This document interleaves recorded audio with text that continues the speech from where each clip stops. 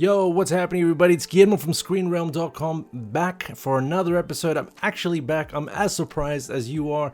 I've created a bad habit for myself, kind of not continuing on with these kind of videos. I'm always overly scrutinizing my face or the background or the camera or the lighting. Doesn't matter, I've done my best. As you may remember, the first episode I covered the news of Scarlett Johansson suing Disney.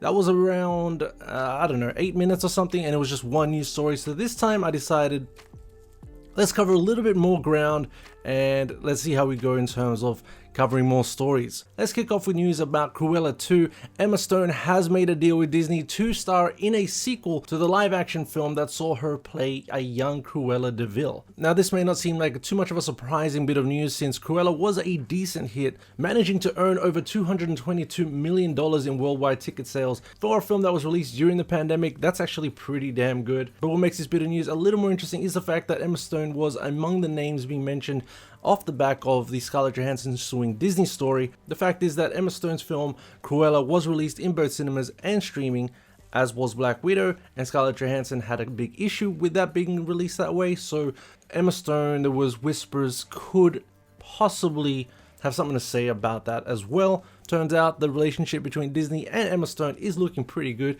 As for the sequel, apparently that deal is more mutually beneficial for both Disney and Emma Stone. According to Deadline, the outlet that broke the news, it's not certain at this time whether the movie will be pure theatrical release or, like its predecessor, released simultaneously in homes. Emma Stone's deal for Cruella 2, I hear, mutually benefits both sides at a time when Disney is still assessing the dynamic window model on its event titles. So it's still very early days on this sequel. There's still no word on a director or a screenwriter, so stay tuned as this sequel comes along. The second story we're going to be talking about is Apple prevailing in a big auction for a Jennifer Lawrence movie. In news again broken by Deadline, Apple is coming out on top in a big auction battle that's been happening for a Jennifer Lawrence film that will find her teaming up with Italian director Paolo Sorrentino, known for films such as The Great Beauty, Youth, This Must Be the Place, as well as the HBO series The Young Pope. Now this story is still developing and it's not quite clear if Jennifer Lawrence will 100% be starring, but from most reports, she is definitely circling this project. Paolo Sorrentino is definitely attached to direct, and Apple is now coming out in advanced talks to get the film. Looks like they've beaten Netflix, who also wanted the picture. Now, if all goes ahead here, Jennifer Lawrence will be playing talent agent Sue Mengers, who's quite famous in this talent agency world and in Hollywood. Mengers, who died in 2011, championed a lot of young actresses back in the day.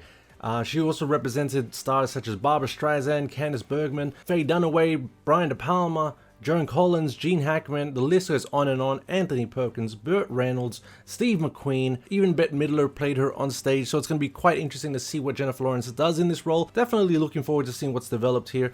As for Apple, they've been forking out huge amounts of money for some pretty high-profile projects. $200 million for a Matthew Vaughn film called Argyle.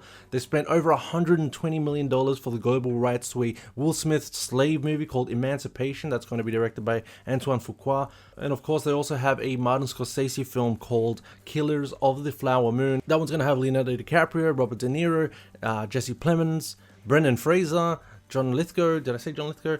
Heaps. And in more sequel news, Ryan Reynolds' picture Free Guy.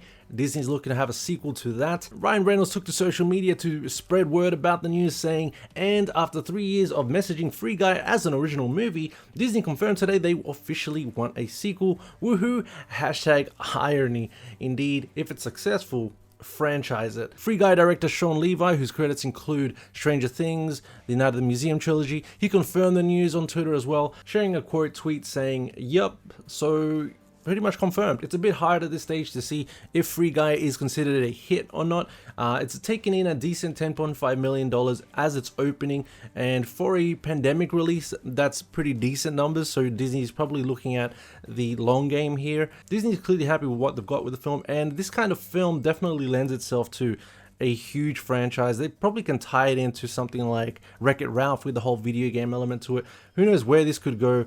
Its IP potential is massive, so we'll see what happens here. And it turns out David Ayer's 2016 Suicide Squad film actually had much more of a romantic plot line with Will Smith's Deadshot and Harley Quinn, Margot Robbie. Twitter account at RTAyerCutSS, which is basically begging and asking and demanding the Ayer cut of Suicide Squad be released. They've released a still of Deadshot kissing Harley Quinn in a cutscene from the Ayer cut. The filmmaker hasn't been shy about the fact that the studio really interfered with what he had originally planned and the cut that he had originally delivered, and he's talked about it many times since, and he's actually online. He's said in 2020, Harley and Deadshot hooked up as a couple.